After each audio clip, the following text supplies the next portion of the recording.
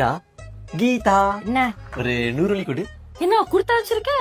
Opposite குணமா எதுவும் பேசாதா, எல்லாம் நல்லதுக்கே 100 வெள்ளி கூட. எடுத்துட்டு கிளம்பிடு. கீதா எனக்கு ஒரு 100 வெள்ளி கிடைக்குமா?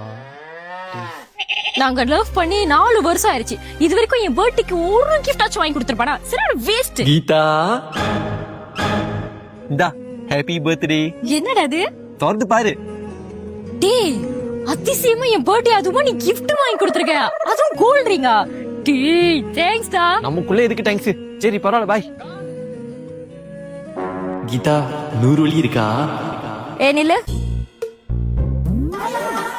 உண்மையை சொல்லு.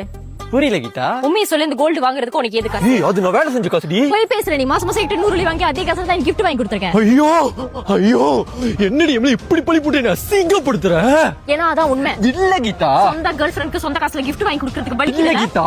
என் காசுல எனக்கே gift வாங்கி கொடுக்கறல. ச்சே. ஐயோ சத்தியமா இல்ல கீதா. பொய் சொல்ற. இல்ல கீதா. பொய் சொல்ற. இல்ல கீதா. நீ பொய் சொல்ற. ஆமாடி நான் பொய் தான் சொல்றேன். என்கிட்ட வேல்யூ இல்ல, காசு இல்ல, அதான் உன்கிட்ட காசை வாங்கி போனா கோல்டு என்டர்பிரைஸ்க்கு அழுந்துகிட்டே போனேன். அவங்க கிட்ட மாசம் மாசம் கொஞ்சம் கொஞ்சமா காசை கட்டி முடிச்சு இந்த கோல்டு எடுத்துட்டு வந்திருக்கேன். போதுமா?